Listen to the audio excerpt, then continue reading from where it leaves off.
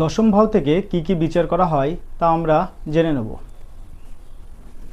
দশম ভাব কর্মভাব, এটি দশম ভাব।